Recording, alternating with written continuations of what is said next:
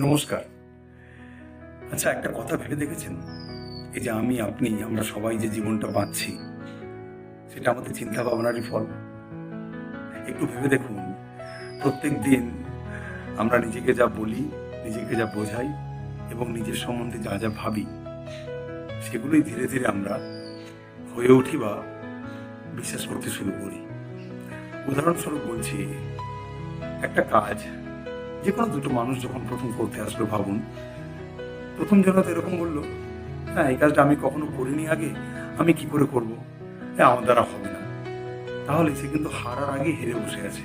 মানে ফেল করাটা তার কাছে একটা সময়ের অপেক্ষা। সে ফেল করবেই। কিন্তু যে মানুষটা এসে ভাবছে যে আচ্ছা ঠিক আছে, কাজটা আগে করিনি তো কি আছে, আমি একবার ট্রাই করে দেখি, ফেল করলে করব।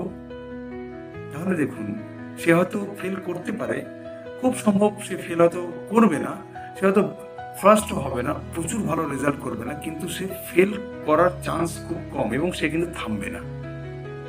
তো এখান থেকেই একটা জায়গায় উপনীত হওয়া যায়, সেটা হচ্ছে আমাদের চিন্তা ভাবনাই ডিফাইন করে আমাদের আচরণ, আমাদের আচরণই ডিফাইন করে আমাদের অভ্যাস, আমাদের অভ্যাসই ডিফাইন করে আমাদের চরিত্র, এবং সবশেষে আমাদের চরিত্রই ডিফাইন করে আমাদের জীবন।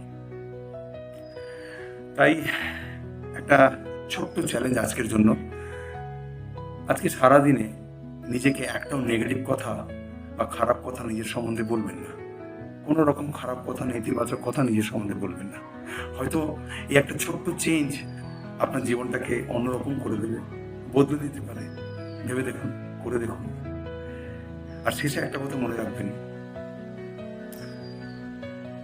আমরা যা ভাবি আমরা ঠিক তাই হয়ে উঠি। বাই।